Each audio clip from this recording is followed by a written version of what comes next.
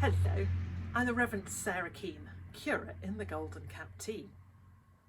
Now, as some of you know, I'm what's known as a self-supporting curate.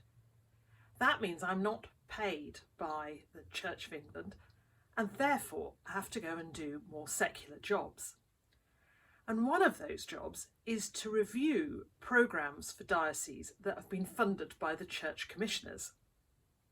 Some colleagues and I are currently undertaking a review of the rural programme in the Diocese of Exeter. In doing this, we came across a rather nice little book called How Village Churches Thrive. This has a foreword by the outgoing Bishop of Exeter, Robert Atwell, and a foreword by Hugh Dennis, him off the television. And you might wonder why a media celeb was asked to write the foreword to this book.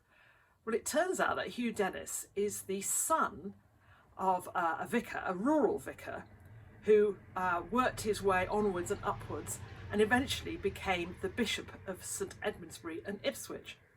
And along the way, Hugh Dennis's father had a number of curates, one of whom is the current Bishop of Exeter. Small world in the Church of England. But the reason for mentioning this book is that last year, when it was first launched, Bishop Karen, Bishop of Sherborne, sent a copy to each of the rural ministry teams in the diocese. When the clergy looked at this, they scoffed at it a bit and said, "But we know all this stuff already. There's nothing new here." And indeed, on reading the book again, I know what they mean. There are chapters on what you'd expect there to be chapters about, like creating a good welcome. And that's something where I would say that the Golden Cap area has definitely got its gold star. As a new curate over the last year and a bit, I've been given a tremendous welcome by each of the teams that I've worked with in our various churches. And having seen them in action, I know that they give just as big welcome both to existing churchgoers and to visitors, this being the sort of area that has a lot of visitors at this time of year. And certainly they are very warmly welcomed by our various church teams. So in a sense, yes, nothing new to know there. And in fact, going through the book to all sorts of other things, I can tick off stuff that we're already doing here in Golden Cap. For instance, like making the best use of your church premises. Well, as we know, a number of our churches have been making improvements. For instance, the big works going on in Charmouth, but also the continuing upgrades at Hawk Church that are generously paid for through local fundraising and bequests. And even some of the smaller churches are looking into acquiring toilet facilities. I think of Fishpond when I say that.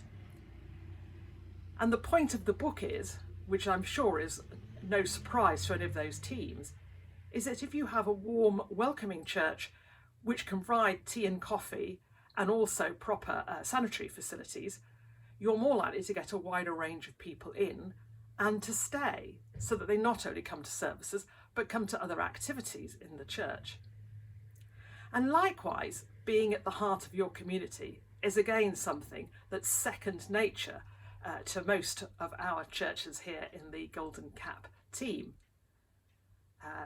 Both activities that take place in or around the church and in the churchyard, or people from the church who take an active interest in local activities and go along to all sorts of things, from flower shows to dog shows, or to the one that Reverend Chris and I were involved in a week or so ago, the Songs of Praise for Lifeboat Week in Lyme Regis. So you might say, well, case proved, what's the point of this book? But actually, as a student preparing for rural ministry, I found this sort of book very helpful.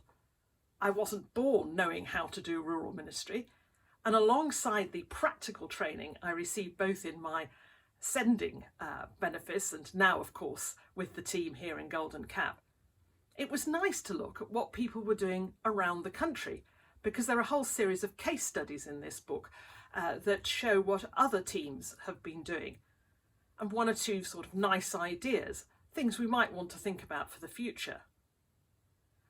And likewise, this book will be very helpful for those who've moved into our area, perhaps didn't grow up with the rural church, but would like to get involved, but almost don't know where to start.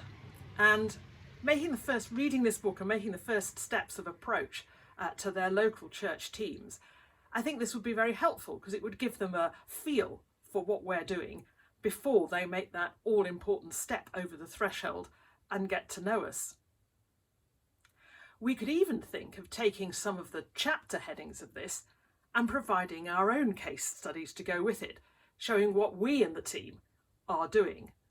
And that's the sort of thing that we could possibly think about for our new website that Ginny's working on for us. And that's very important because, as we know, when sadly Reverend Chris leaves us at the end of September, we'll go into a vacancy.